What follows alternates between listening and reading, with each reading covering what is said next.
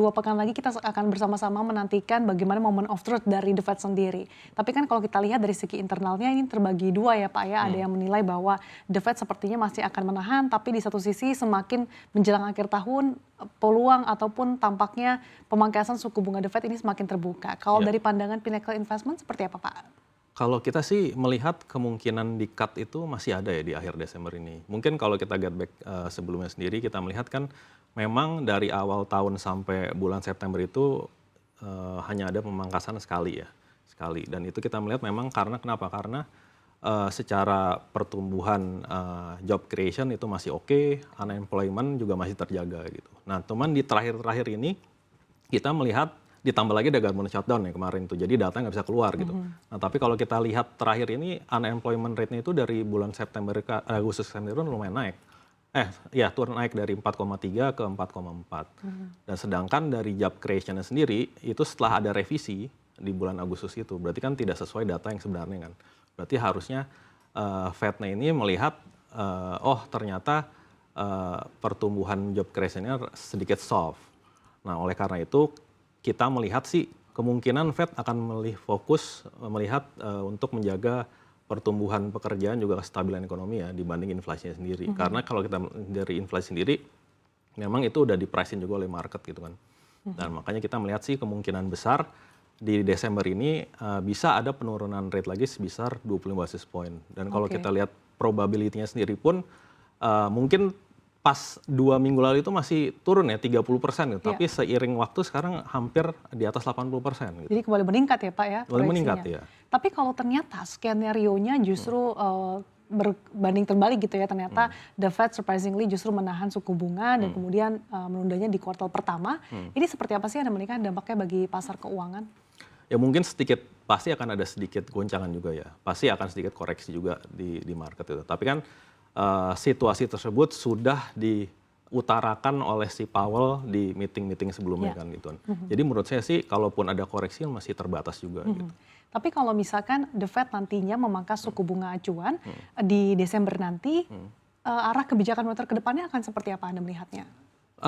Kita melihat sih kemungkinan di tahun 2026 tetap akan ada penurunan suku bunga. Itu kan kalau kita lihat di di Fed dot plotnya itu, kita melihat sih memang long term itu mereka melihat ada di level 3%-an sampai 3,5% sih gitu.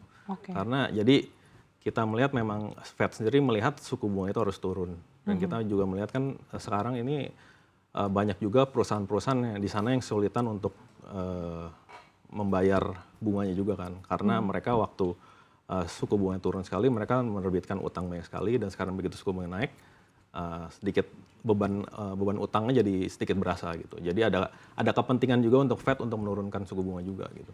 Di tengah ekspektasi pelaku pasar yang semakin besar akan pemangkasan suku bunga acuan The Fed di Desember nanti, kalau ruang untuk Bank Indonesia sendiri seperti apa? Karena kan beberapa kali sebelumnya BI sudah lebih agresif dalam memangkas BI rate. Nah kalau kita melihat sih mungkin pertama BI pasti melihat apa yang akan dilakukan The Fed ya gitu ya. Kalau Fed-nya cenderung mungkin stay, mungkin BI akan stay juga gitu. Kalau Fed-nya menurunkan, nah BI punya room untuk menurunkan juga gitu. Karena kenapa? Karena satu kan tugas BI itu menjaga stabilitas nilai tukar rupiah kan gitu. Dan kita melihat dari awal tahun sampai sekarang BI setelah berhasil menjaga kestabilan di level 16.7, 16.8 ya gitu. Nah ini mungkin yang akan tetap dijaga gitu. Dan kalau kita lihat kredit spread-nya sendiri, dari US sama kita tuh memang sedikit menurun ya. Biasanya average-nya tuh sekitar 300 basis point sampai 500, tapi sekarang di level 100-an lah gitu. Nah itu mungkin yang ingin dijaga juga gitu sama BI juga gitu. Dan di tengah adanya peluang juga bagi Bank Indonesia untuk melakukan pemangkasan suku bunga, kalau dengan asumsi The Fed juga memangkas suku bunga, di satu sisi dalam PTBI kemarin Bank Indonesia memproyeksikan bahwa pertumbuhan ekonomi Indonesia di 2026 bisa menyentuh kisaran 4,9 hingga 5,7%, bahkan di 2027 bisa di kisaran 5,1 hingga 5,9%. Tanggapan dari Pinnacle sendiri seperti apa? Untuk range-nya sih kita bilang masih cukup masuk akal ya gitu ya. Cuman yang mungkin kendalanya untuk mencapai 5,7 itu sedikit sulit karena headwind-nya lumayan banyak. Salah satunya itulah tahun depan juga utang yang mature itu kan salah satu yang paling tinggi ya, dan next year salah satu yang paling tinggi juga kan. Hampir di atas 800 triliun gitu.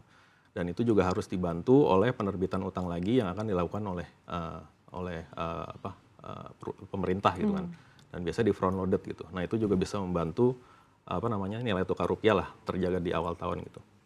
Nah cuman yang jadi pentingnya itu kan salah satunya pertumbuhan ekonominya mau dari mana gitu kan. Nah mungkin yang salah satu yang pentingnya itu yang proyeknya Pak Prabowo, ketahanan pangan dan lain-lainnya itu sangat penting juga gitu. Karena kenapa? Itu satu industri yang padat karya.